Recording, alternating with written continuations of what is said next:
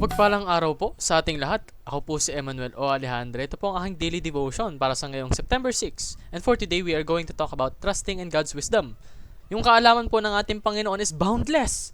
It's a bottomless pit full of knowledgeable, knowledgeable, full of wisdom that aims to help us, no? Makikita po natin ito sa Proverbs chapter 3 verses 5 to 6 na nagsasabing, "Trust in the Lord with all your heart and lean not on your own understanding.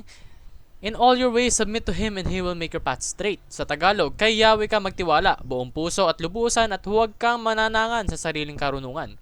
Sa lahat ng iyong gawain, siya nga'y alalahanin upang ikay patnubayan sa iyong mga tatahakin. So, kapag inaali po natin yung ating mga action sa ating Panginoon, i-guide niya tayo. Kasi alam niyang yung action na yun ay para sa Kanya. And He will not let your efforts go to waste, lalong-lalo na kung para yun sa Panginoon, no?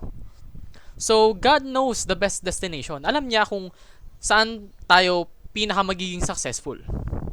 Kung ano yung dapat nating makamit sa buhay. And dahil alam niya yung dapat na end goal natin, alam din niya yung way papunta sa end goal na yon, yung ruta na kung saan dapat nating tahakin upang tunay na maging successful, no? Not only in this worldly life, but also in the heavenly life. Kasi, alalahanin natin na tayong mga tao, onti lang yung buhay natin dito sa mundo.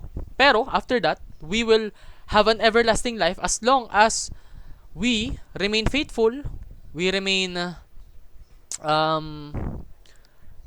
trusting towards God, no? And God knows the best vehicle. So, ang dami niyang alam, no? Lahat alam niya. Alam niya yung dapat na patutunguhan mo. Alam niya kung paano ka tutungo doon, anong daan yung dapat mo tahakin. And also, alam niya kung paano mapapabilis yon in terms of vehicle. Alam niya kung ano yung mga dapat mong gawin upang maging smooth sailing yung journey mo towards life, towards success. So, magtiwala ka sa Kanya, no? Trust in the Lord with all your heart. Kabuuan ng puso mo, wala ka dapat tinitira. Dapat, alam mo sa sarili mo na yung Panginoon, hindi Kanya ihihilis ng daan. Kapag sumusunod ka sa Kanya, you will do what's right. And that's something that you should feel comfort with. Kasi, ang Panginoon, lahat ng sinasabi niya nagkakatotoo, lahat ng pangako niya ay Kanyang tinutupad. So, trust in Him. And lean not on your own understanding. Kasi, tayong mga tao, limited lang yung knowledge natin. Most of the time, nagkakamali pa yung knowledge na yon. So, bakit ka magtitiwala sa sarili mong alam mong punong-puno ng kasalanan? Alam mong punong-puno ng pagkukulang? Magtiwala ka dun. Kay God.